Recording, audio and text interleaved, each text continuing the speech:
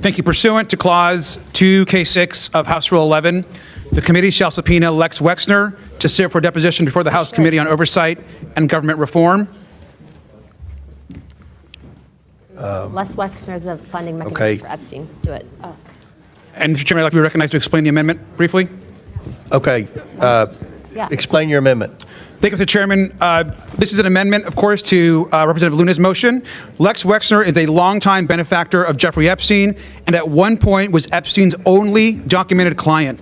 Maria Farmer was abused in a house attached to Wexner's Ohio property and guarded by Wexner security staff. Virginia Giffrey was named Wexner in a deposition as one of the men she was trafficked to.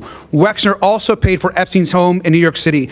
There is probably no one more important as it relates to the financing and the work of this investigation, with which both sides of the aisle are interested in, have voted to move forward, than ensuring that we bring Mr. Wexner in to come and be deposed by this committee. Public reporting has documented their long-standing ties. He should answer our questions in a non-partisan way to get the truth to the Epstein investigation, and that is the motion. Would you, let's see, so I guess we're going to debate the amendment to the motion. Would you yield to a question? Sure. We are serious about the Epstein investigation, and I think you've seen a lot of our members stand up and make it very clear they want to get to the bottom of Epstein. Nobody wants to do it more than I do.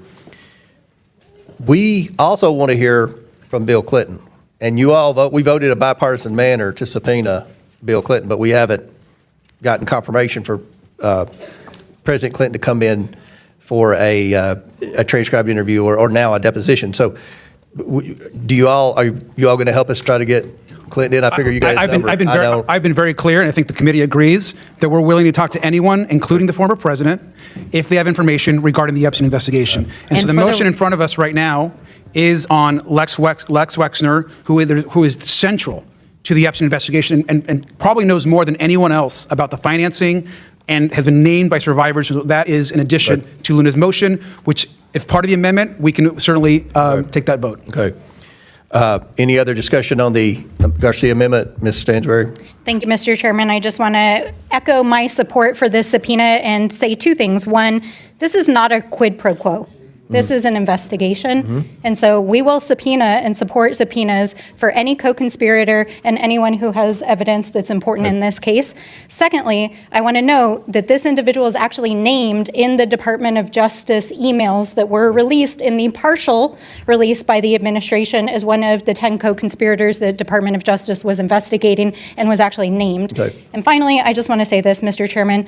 The Department of Justice has released, as we understand it, only 1% of the files in their possession, and I think we really want to know why this committee is not demanding the DOJ come in front of us immediately to account for this. And with that, I yield back. Any other, Ms. Luna, your request to speak on the Garcia amendment to your motion? I think that this is a sound motion for subpoena because Les Wexner has been named by victims and also is in a number of documentaries. But I would like to at least offer my opinion and refute what Ms. Stansbury said regarding some of the files that have been released. There have been thousands of files released, so much so that, yes, there have been redactions, but most of the redactions, to my knowledge, have been pertaining to either CSAM materials and or victim information. I know that in one instance, there was potentially a breach of that, of which the DOJ immediately corrected. But we have also been working, at least my office has, with the Department of Justice to make sure that victims have received their direct information. So please understand, at least from my perspective, that it is not our opinion that there have been a holdback. I do know that the documents are on a rolling basis as well, similar to the other declassified files. However, aside from that, I do support Garcia's amendment, and I would encourage my colleagues to do so.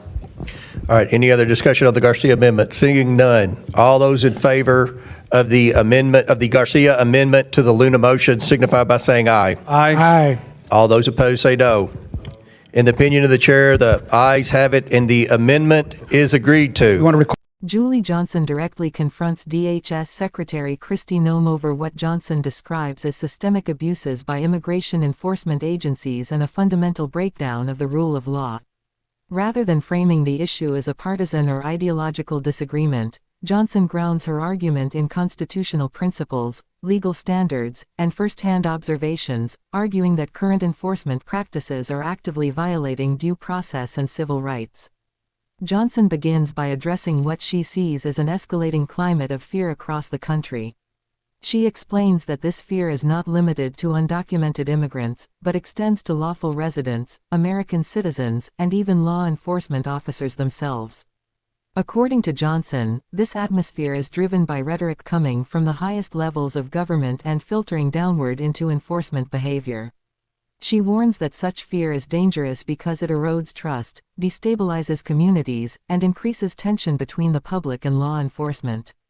At the center of Johnson's critique is Secretary Noem's claim that DHS is restoring the rule of law. Johnson flatly rejects this assertion and explains that the rule of law rests on two core pillars: probable cause and due process. She argues that neither is being consistently respected. Johnson states that individuals are being detained or arrested based solely on appearance, particularly skin color, without any individualized suspicion or evidence of wrongdoing. She emphasizes that this practice is incompatible with constitutional standards and cannot be justified under any legitimate interpretation of lawful enforcement.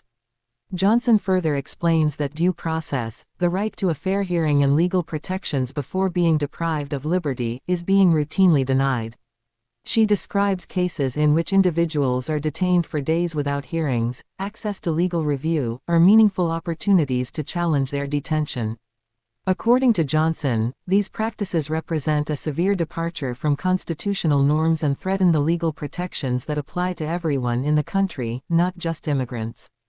To support her claims, Johnson cites her visit to an ICE detention facility outside Dallas. There, she observed that more than 70% of detainees were classified at the lowest threat level and had no criminal history whatsoever. This directly contradicts repeated claims by the administration that enforcement efforts are narrowly focused on serious criminals or national security threats. Johnson argues that these findings expose a gap between official rhetoric and operational reality. The script also highlights the human consequences of these policies. Johnson recounts multiple incidents in which American citizens were detained by ICE despite clearly identifying themselves as U.S. citizens. Some were allegedly assaulted, suffering broken ribs, brain injuries, and other physical harm.